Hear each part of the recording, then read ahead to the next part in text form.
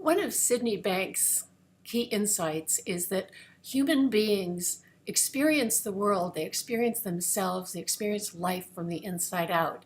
And an implication of that is that we all live in separate realities. You know this when you look at your life and your relationships. For example, I was traveling with my beloved niece Amy in Europe a number of years ago. And we'd been touring museums, and she was 19 at the time, okay? And one day, I picked up on the fact that she was a little tired of my museum scheduling, my tourism scheduling, and that maybe she didn't want to be getting up at 7 in the morning. So I said to her as we're going up to our room in the evening, I said, let's have a late start tomorrow. We can sleep in. And I'm thinking we'll go down to breakfast around 8, maybe 8:30. Amy, at 19, is probably thinking we'll go down to breakfast around 11:30. We might make it in time for lunch. Anyway, the next morning I'm up at 7 and I'm really quiet, but by about 7:45, I'm getting a little edgy. And we're not going to sleep all day, are we? It was a collision of separate realities. Each of us fully thinking we understood what the other meant by sleeping in a little bit. Then there's the separate reality of socks. We have a wicker basket with a lid on it in our closet, and it's the laundry basket. And to me, the obviously right way to use that is to put the laundry in the basket with the lid either on or next to it. I'm not picky about whether or not the lid's on the top, but the laundry goes in the basket. Well, the charming prince, in his reality, the laundry goes on top of the lid, and then later, if you think of it, maybe you put it in the basket.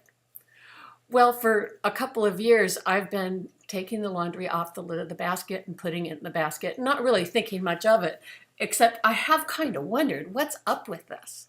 So the other night I asked him, I said, what's up with the socks on top of the laundry basket? And he kind of did a double take. And he said, well, I put them there on the way to the shower, and I guess I forget to put them in the basket on the way out. And it just cracked me up, because to me it looks like, so getting the socks in the basket to you is a two-step process, which to me looks vastly more complicated than just lifting the lid and putting them in. But clearly to him, it doesn't look that way. Now, what do you do with this? Here's the deal.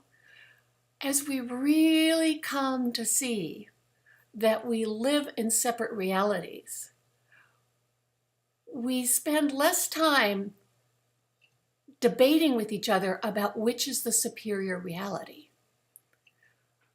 So once Miles told me about how he thinks about the socks and the baskets, I mean, that was it. I let it go. I didn't go on to negotiate the better way, which would clearly be my way. I was just curious, and I was tickled to get a little slice of his world, a little insight into his world.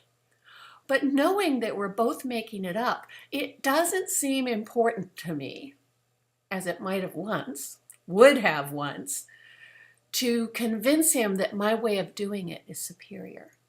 They're both made up. It doesn't matter. Now, if it happened that having a pristine closet was deeply gratifying to me, we'd have a conversation, and I have no doubt that because he does care about me and my happiness, he'd do his best to accommodate. He's come a long way with using soap on dishes. But it doesn't mean that much to me. It's not important. So the goodwill that I have to him is far more important than the trivial details of how the laundry does or doesn't get into the basket. So two things that I hope you get from this. One is what you already know. We all live in separate realities. Another is that even with those separate realities, we have something profoundly in common. And that's, we're all having this human experience. And our respect and compassion for each other and caring for each other in this human experience trumps the details of the separate reality. So those separate realities don't have to add up to hopelessness. It's like, oh God, we'll never get on the page. It's like underneath the separate part, we are already on the same page. And when we tune our awareness to that, when we allow ourselves to give more weight to that common humanity than we do to the separate ways in which we express that humanity, things can be pretty darn nice around the house, and even when traveling with a 19-year-old in Europe. Let me know what you notice, what comes up. Thanks for listening.